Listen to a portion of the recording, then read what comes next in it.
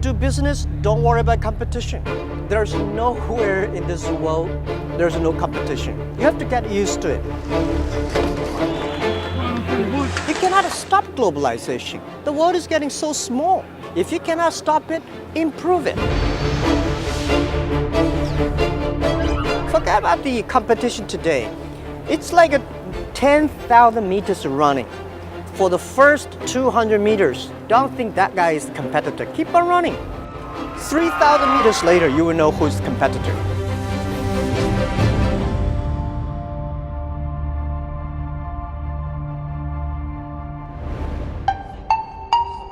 He's got that quality that I think unites so many people who are ultimately successful. He's relentless.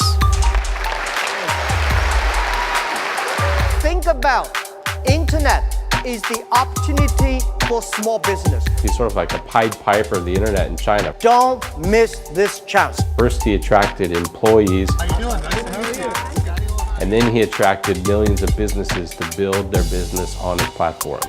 40 countries this year, 870 40, hours. 40, like 46. 46 countries. We know that we have to be humble. We have to serve our customers. Jack Ma has done a phenomenal job to create a business that is second to none in the world. He is the largest retailer. The investors may not like us. If the customers like us, we have the futures. I heard they call him Crazy Jack Ma. I think it takes a little bit of craziness or madness to achieve anything. Smiling, nobody blinking. I was born in a very normal family and poor family. 6 people share $7 a month. We can only eat 1 chicken a year. It was terrible. Nixon visited my city, 1972. China, USA signed, Mao Zedong-Nixon signed the agreement. So China became open door. My city, Hangzhou, was one of the first cities that opened to the West. We got a lot of American tourists to visit my city. What he would do is he would befriend foreign visitors who came to Hangzhou to walk around the West Lake there. And I learned English by being the free guide for tour guide. You know, more than the language, Jack was learning about the culture. The things I learned from books from China are so different from the things I learned from the American visitors. So I started to think differently. You know, in China for so many decades, the kind of personal ambition that he exemplifies was suppressed. That when Deng Xiaoping came along and sort of took the top off of things and said, it's okay to have your private ambition to make something of yourself. It won't get you in political trouble. This was a kind of an invitation for people like Jack Ma. His goal was always to create something that would change China. When I tried to be a policeman, rejected. I tried to be a KFC person, rejected. I want to be a hotel waiter, rejected. So I get used to it. As an entrepreneur, one of the quality I have is that when I'm rejected by people, I get used to that. The road to wherever we all end up is not always perfect. It's paved with lots of difficulty and challenge and failure, and you have to summon up some sort of strength within you to believe in yourself. Jack Ma grew up in relatively modest means, and then he became a teacher. By all accounts, that's sort of where he expected to be for quite some time. Then I came to America in 1995. First trip to the States, and first time in my life I touched the keyboard of computers. And he started searching things on the internet. When he searched China, nothing came up in the search results. So he said to himself, if I can put Chinese companies on the internet and allow them to connect with business people in the US and other countries, I could create possibly a really powerful business. I call myself at that time called like a blind man riding on the back of blind tigers. Without knowing anything about technology, computer, we started the first company. He's gone against all convention. He says that he doesn't know anything about technology. It's hard to believe. When he started his first company called China Pages, he would go knocking on the doors of government officials. They would really just turn him away, saying that what he was doing wasn't appropriate. He should just go back to maybe teaching English. This was opening day for something called Windows 95. It has something to do with computers. With Deng now gone, China's future will be shaped by a great power struggle. Well, 1997 proved to be a watershed year for Asia, the year when the Asian economic miracle became a thing of the past. There seems to be no stopping the speeding tech train. Technology stocks keep climbing into record territory. 2000, when the internet was starting to boom in China, a friend told me that there's a company trying to go global from an apartment in Hangzhou. 18 years ago, in my apartment, I told the 18 founders that one day we will build up a site. That site will be the top 10 sites of the world. Very few people believe that we will make it happen. Jack's greatest strength is bringing together ordinary people to do these incredible things that they never thought was possible. Most of my colleagues at 18 founders, they were my students, my friends. None of them are very successful. Among the 18 people, there are only 3 people who know something about computer. Being first in China was a key. You've got to remember there was not a great infrastructure for even the telephone. When Alibaba got started and when I joined the company, trying to sell businesses in China, the internet, was like trying to sell magic beans to someone. I mean, they couldn't see it, they couldn't touch it, and here was this guy, this kind of interesting looking English teacher, coming door to door to try and tell people they should spend their money, several thousands of dollars, to put their company on this thing called the internet. What it really was an opportunity for corporations, really, in other parts of the world to try to source manufacturing in China via the web. In the past 18 years, when I do internet in China, we got a criticism every day. You know, something when you believe it, a lot of people criticize it, but if you really believe it, continue to do it, improve it. We were rejected by more than 30 venture capitalists, but we are very optimistic. We believe in the future. We believe in internet, and we believe that if we do not succeed, somebody will.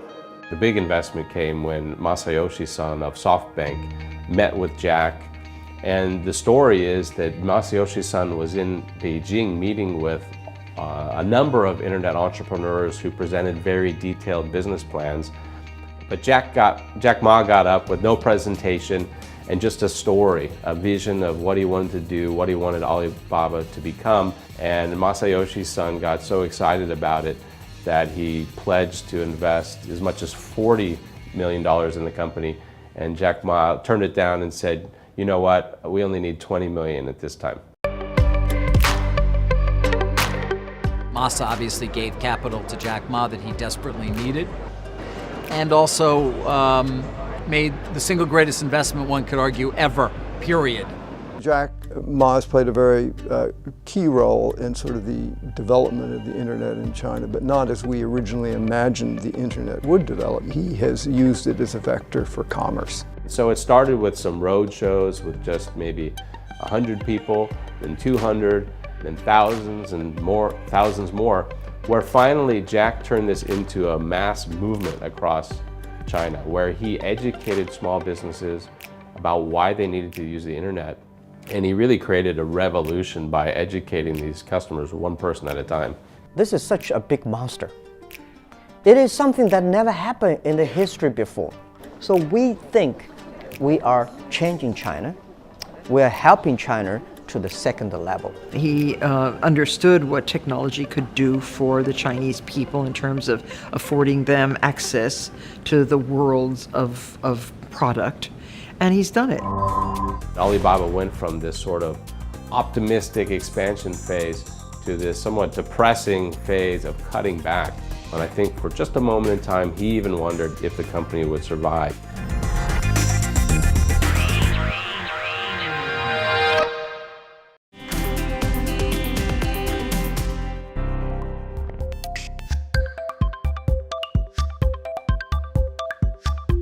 The ecosystem of Africa, the life is not decided by lion, tiger, and elephants. Life is decided by the minor insects. For us, consumers, small business are the key. If we can serve these consumers and small business well, big companies will get involved. They will start, coming. So if you keep a good size of shrimps, all the sharks will come. Big fish will come. When we started Alibaba B2B, we are helping small business to selling things across the board. So we think, which country has the best technology on the internet? We say USA. So we decided to build up a huge office in San Francisco. But what happened was it created a disaster inside the company.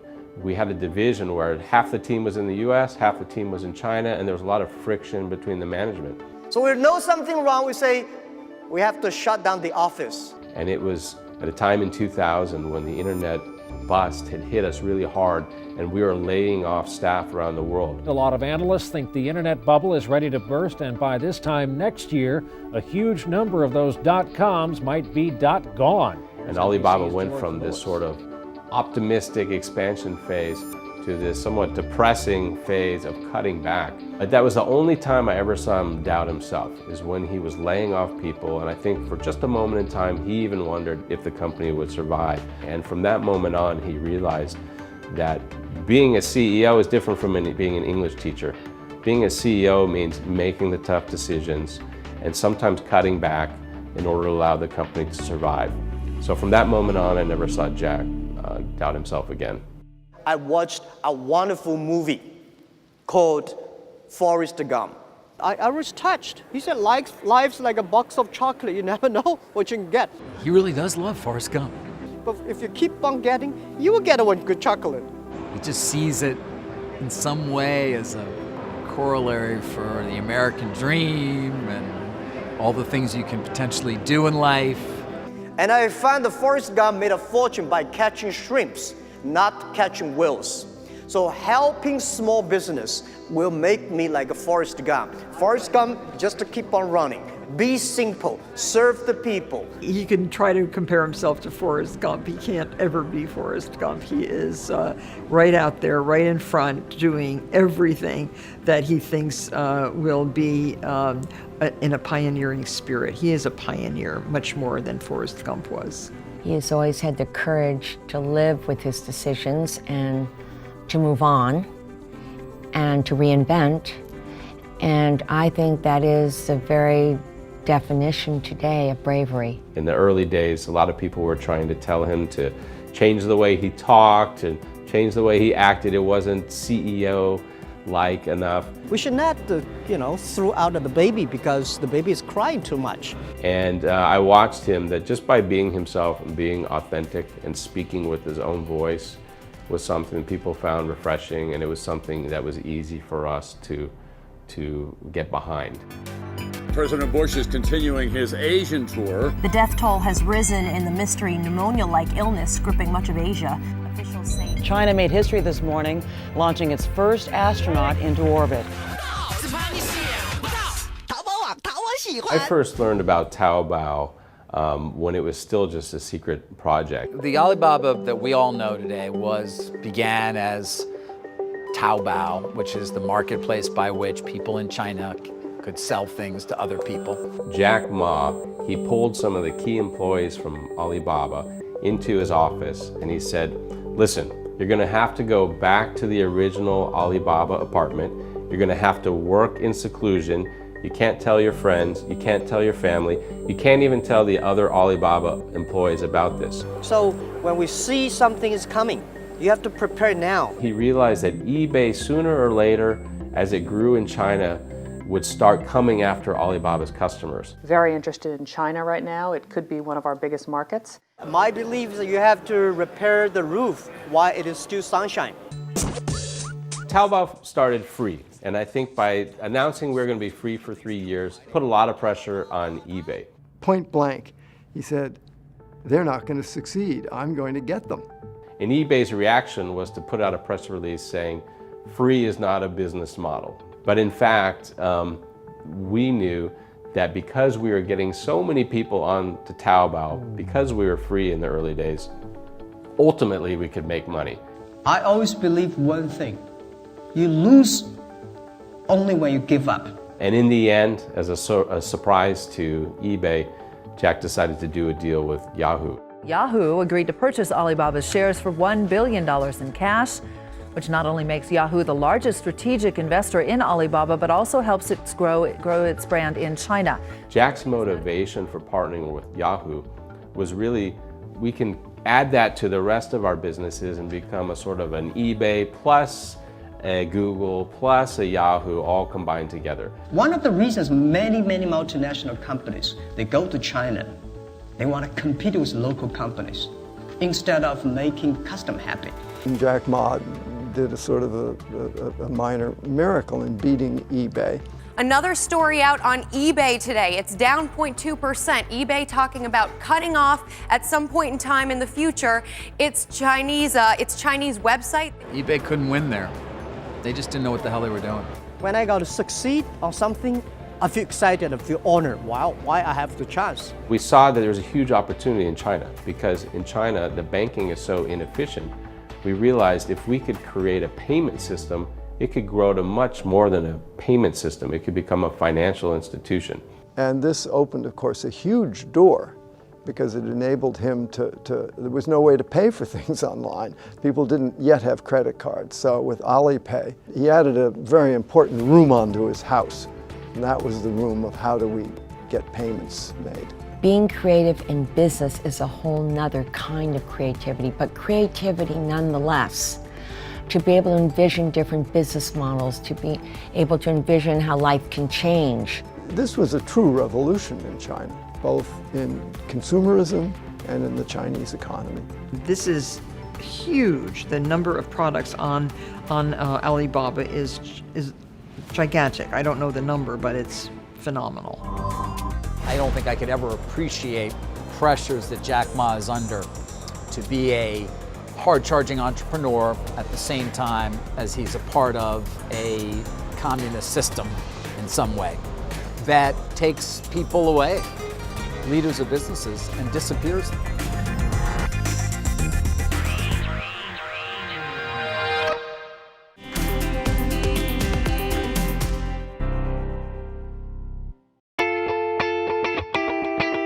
I believe the three things you should not touch: power, money, the glory.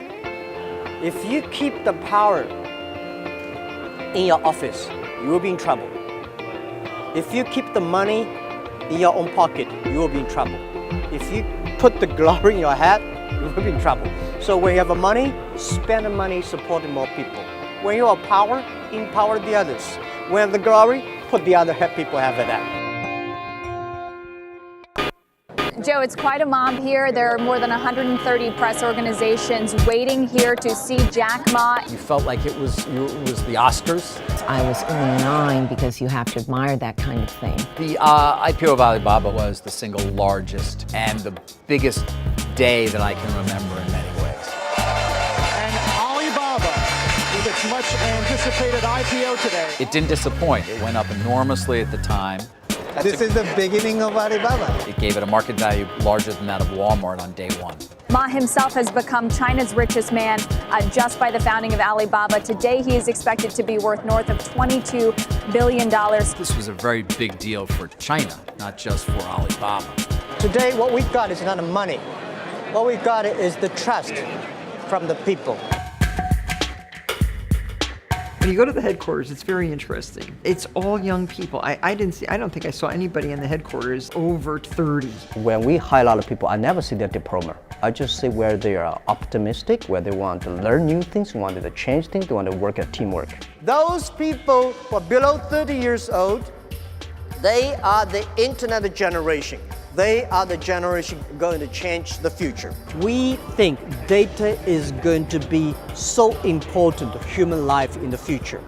So now we just said we are the first runner. Compared to tomorrow, our data is nothing. Jack Ma day to day is not running Alibaba. He is the visionary.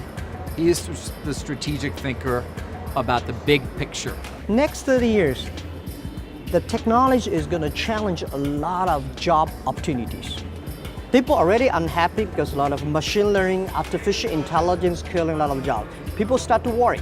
So I think the good thing is that Technology is going to improve people's life. Jack Ma is someone who always dreams big. I mean, really big. A lot of us have dreams, but Jack's dreams almost seem unrealistic. They're so big. Machine is good in knowledge, but human beings are good at the wisdom. You have to stay relevant, but at the same time, you also have to be a risk taker. And you have to shake things up a little bit. What Alibaba want to do next to 10, 20 years is to enable the innovation of traditional business, transform the world, transform all the traditional retailer, manufacturer, financing sectors. He's created one of the largest financial services companies in the country on the back of, in a sense, Alibaba. We are enabling small business and young people to be able to reach financial support. They're the first private company to become bank approved by the Chinese government. I think it's monstrous. I think it's very important. But I would think that it's also probably nerve-wracking. It's great to be Goliath if you're in an open society and a free economy. It can be very problematic to be a Goliath when the other Goliath is the Chinese Communist Party. I don't think I could ever appreciate pressures that Jack Ma is under to be a hard-charging entrepreneur at the same time as he's a part of a communist system in some way that takes people away, leaders of businesses, and disappears them. It takes a lot of fancy footwork to keep on the right side of that. So sometimes when I look at these business people doing things, I say, wow, I'm not going to do anything like that. He realized that although the Chinese government didn't like the internet for political content or for the ability for people to criticize the government, what they did like about the internet was that it could help create jobs and help grow the economy. Every day, more than 200 million people shopping through a mobile phone on our site. You're seeing people in the middle of China with their smartphone press a few buttons and they can buy lobster from Maine or cherries from Washington. I would argue the growth of the mobile phone was probably the single most important thing that has helped Alibaba become the giant it is. We have more than 10, 20 million small business using our platform. And 60% of them, this business, never exist before Alibaba. And he is so enthusiastic about what he's doing. And what he's doing is pretty simple. It takes a genius to think of the simple. One of the secret sauce for Alibaba is that we have more than 48% of the people in the company, they are women. He's supporting women in an era where, there's still residue disrespect for women. And I think for him to be able to bring that to China is extraordinary. I do everything to making sure that my customer happy, employee happy, the society is good, is healthy. Social responsibility is the key. For somebody who is sort of preposterously unlikely to have become what he's become, he's more or less stayed who he is. He is someone who wants to do good, not only in business, but in the world. He has the power to inspire other people. He has the ability to understand what he doesn't understand, but knows that he can find people who can and will for him. I think he saw the possibilities of a new way of not only doing business, but of life. He's focused on these bigger issues and where the company is going in the broad sort of arc of history. If you were to ask Jack Ma what's his greatest accomplishment, it would not be, becoming the richest man in China or building a company worth hundreds of billions of dollars. I think he might measure his own success by the impact that he's created on China rather than the impact he's created on just himself.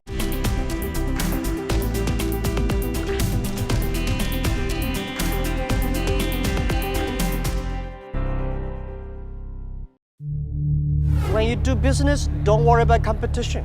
There's nowhere in this world there's no competition. You have to get used to it.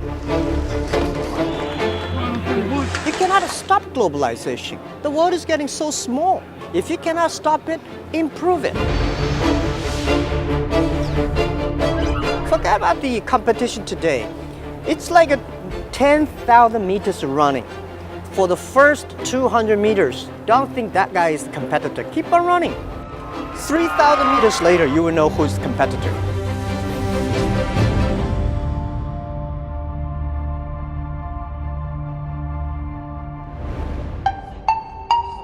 He's got that quality that I think unites so many people who are ultimately successful. He's relentless. Think about internet is the opportunity for small business. He's sort of like a Pied Piper